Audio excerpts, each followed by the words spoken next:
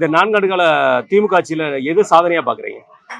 எதுவும் சாதனையா வந்து திராவிட முன்னேற்ற கழகத்தை பொறுத்தவரைக்கும் அவங்களுக்கு எல்லாமே சாதகம் ஃபேவரட்டா பண்றாங்க. தமிழகத்துல மொத்தம் 234 தொகுதி, 38 மாவட்டம்.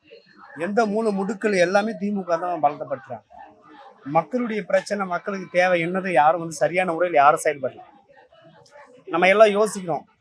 கடந்த 2021 16 சட்டமன்ற தேர்தலில் புரட்சி தலைவி அம்மா ஜெயிக்கிறாங்க. பல்வேறு திட்டங்கள் புரட்சி தலைவி அம்மா என்ன திட்டங்கள் சொன்னாரோ அதுல ஒரு பாதி அளவுக்காவது முக்கால்வாசியாவது அண்ணா தமிழகத்தினுடைய முன்னாள் முதல்வர் அண்ணன் எடப்பாடி பழனிசாமி சிறப்பாக செஞ்சிருப்பார்.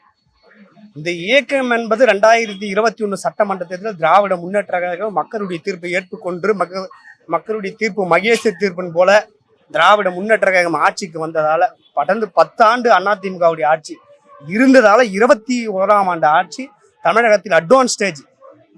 இந்த இயக்கம் திமுக வந்து சரியான முறையில் செயல்படும், மக்களுடைய பிரச்சனையை பேசப்பட்டோம், மக்களுடைய தீர்வு வந்து மக்களாக கலந்து என்ன செய்யலாம், என்னென்ன தேவை, எப்படிலாம் செஞ்சா இன்னைக்கு இருக்கிற டெக்னாலஜி மக்களை முன்னுக்கு கொண்டு வர முடியும் அப்படின்றதுக்காக தான் மக்கள் அட்வான்ஸ் ஸ்டேஜாக ஓட்டு போட்டாங்க.